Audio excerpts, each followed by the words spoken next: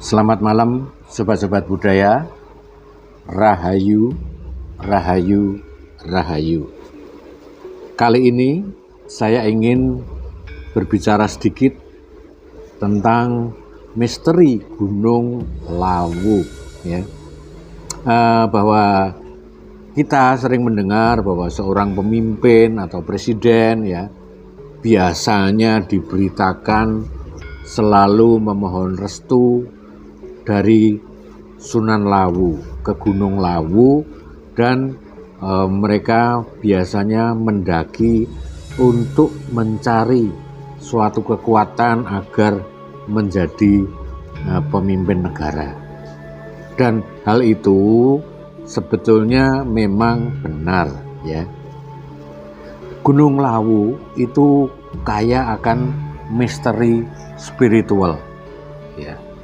Terakhir saya mendaki Gunung Lawu itu pada tahun 2012 bulan November. Waktu itu habis terjadi kebakaran di sono, jadi sangat sulit medannya, banyak ranting-ranting pohon-pohon yang tumbang dan hangus, dan sedikit agak masih panas, ya, ada bau-bau abu, ya, arang, ya. Walau sebelumnya di awal-awal Suro sering ke sana, cuman sekarang sudah waktunya tinggal mengenang perjalanan-perjalanan spiritual masa lalu itu, karena mengingat kita juga sudah memiliki satu usia yang mulai usur, ya. Nah, mendaki Gunung Lawu jika direstui, sering kadang-kadang kita akan dituntun oleh burung jalak, yaitu setelah terminal, ya, ke-4 ke-5 itu biasanya itu sering ada burung jalak, ya, burung jalak yang warnanya agak lain sedikit, agak keemasan, ya, hampir mendekati burung wambi lah kalau kita melihat hobi-hobi burung yang sekarang ini, ya. Dan jika sudah mendekati puncak, itu memang kita memiliki satu keraguan, sering seperti diuji. Kapan burung jalak keluar menuntun kita? Nah, kadang-kadang kita berpikir, wah, kalau burung jalak tidak keluar, bagaimana ini? Kita bisa kesasar misalnya, ya. Jadi ada satu kekhawatiran, keraguan yang terus ketika kita mendaki berjalan itu menunggu, ya. Nah, biasanya pada terminal yang ke-5 kalau nggak salah, ya, perhentian yang ke-5 itu mulailah burung itu sering keluar dan kadang-kadang turun jalan di depan kita, kadang-kadang terbang lagi jalan di depan kita. Nah, ada beberapa kasus, ya, jika burung jalak itu tidak muncul, ya, pendaki kadang-kadang mendapatkan halangan, ya, kesasar misalnya, masuk di area yang sifatnya justru arah ke jurang yang sulit untuk mencari jalan keluar. Namun begitu pun kadang-kadang burung jalak itu menuntun keluar rekan-rekan yang kesasar itu, ya. Nah, kenapa burung jalak itu menjadi suatu misteri yang kita ceritakan di sini? Ternyata ini ada sejarahnya, ya. Jadi Kiai Jalak atau burung jalak itu, dan kemudian moksanya Prabu Brawijaya V itu merupakan sebuah kisah yang turun-temurun dikenal di kalangan orang-orang spiritual, orang-orang yang suka laku ke Gunung Lawu, menjadi semacam legenda, mengisi kisah bagi pemerhati budaya, dan juga menjadi semacam cerita kearifan lokal, ya. Kiai Jalak, ya, dan Sunan Lawu sendiri itu diyakini masyarakat sebagai penjaga Gunung Lawu. Memang seperti mitologi atau seperti dongeng biasa, namun ini kenyataan, burung jalak itu ada, ya. Sebetulnya semua itu nyata, ngejawantah, dan sungguh-sungguh ada. Kiai Jalak menurut legenda atau cerita daerah ya, itu merupakan adik dari Sunan Lawu. Kiai Jalak memiliki nama Wongso Menggolo, sementara Sunan Lawu memiliki nama Dipo Menggolo. Beliau berdua merupakan penguasa wilayah lereng Gunung Lawu sekitar 11 abad yang lalu, yaitu sekitar abad 10. Kenapa kita bisa menentukan abad 10 ya?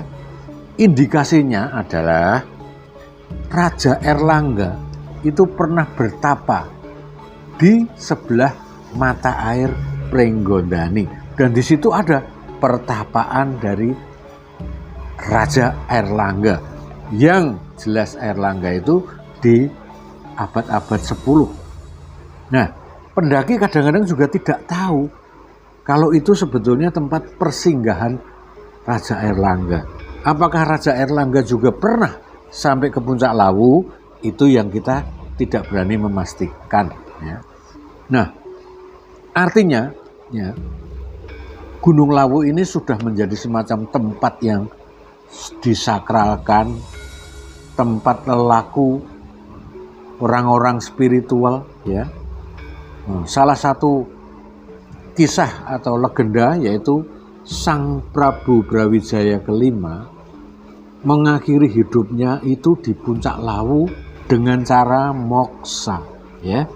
Prabu Brawijaya lima ini didampingi oleh 2 orang pamongmong, yaitu Ki Sabdopalon dan Ki Noyoginggong.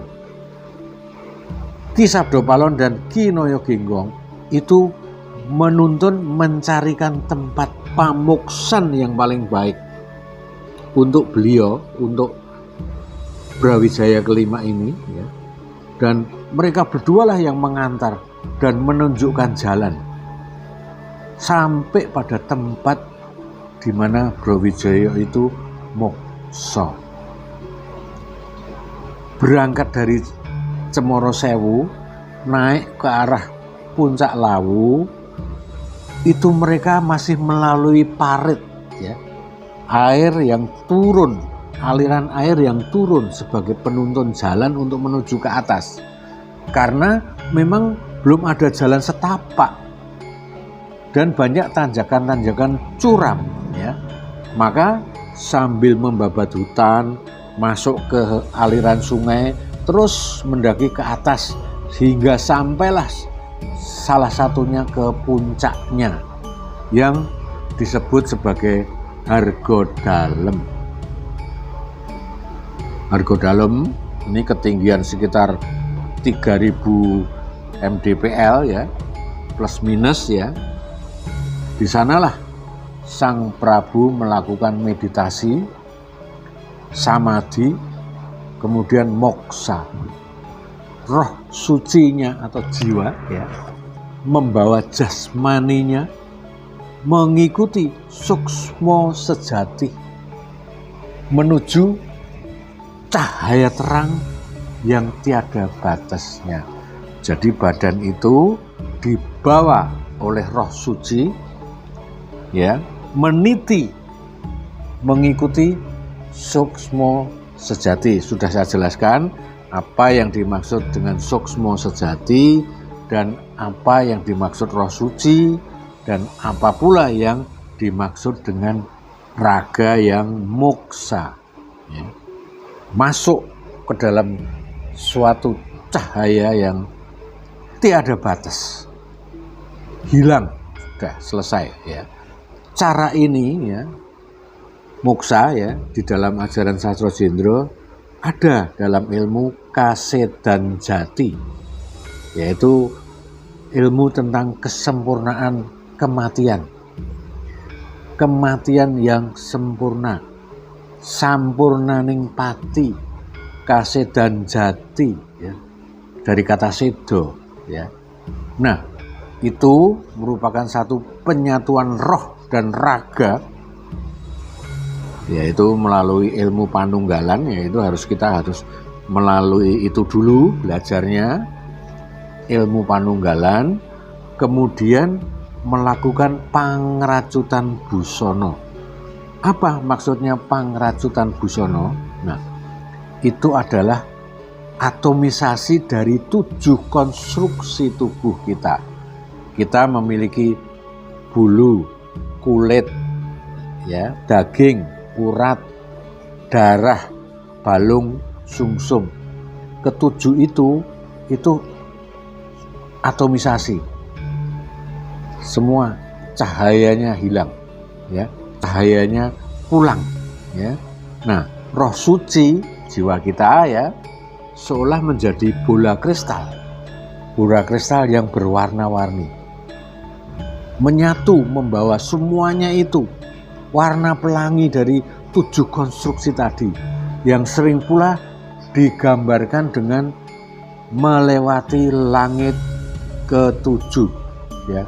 Jadi ada semacam penggambaran roh suci ini bisa melewati 7 langit yang kemudian mengufuk bersatu dengan cahaya ning Gusti, ya. Nah, itu yang inti dari Kasedan Jati.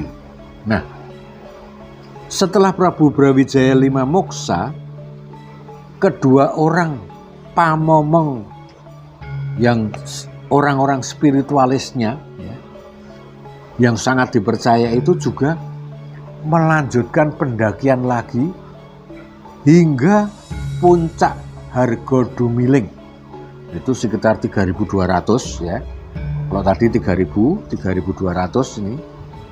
Disitulah beliau berdua itu juga melakukan moksa. Puncak Hargodumiling tepat di bawah puncak Lawu yang disebut Hargodumilah. Nah, puncak Lawu itu ketinggiannya adalah 3.265.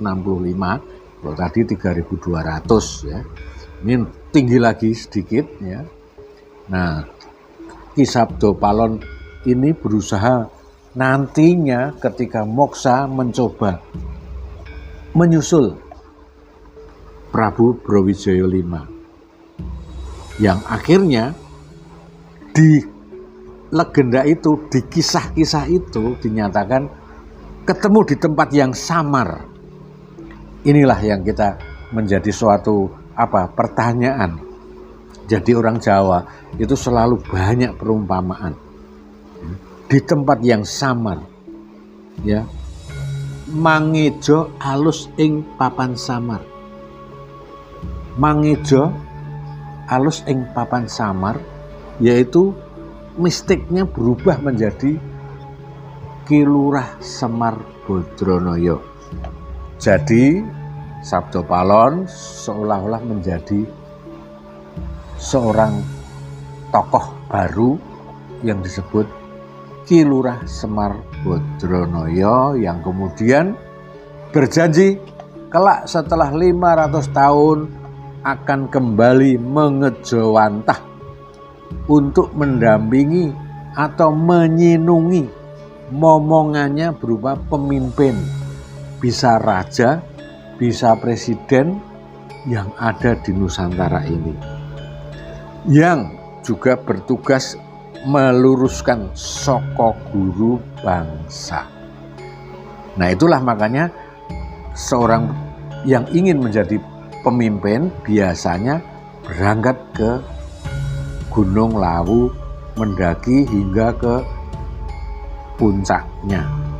Nah, pemimpin, raja atau presiden ini oleh para spiritualis diperkirakan justru tidak memiliki kuasa, tidak memiliki tahta, tidak memiliki kekayaan, melainkan hanya rakyat biasa yang berkarya secara maya, secara halus, ya, menjaga bumi Nusantara dan membawa rakyatnya pada jalan yang lurus, entah itu melalui berupa ajaran-ajaran biasa, ajaran-ajaran kasepuhan, ajaran-ajaran agama, atau yang lainnya, belum bisa diketahui oleh para sesepuh yang waskita saat ini.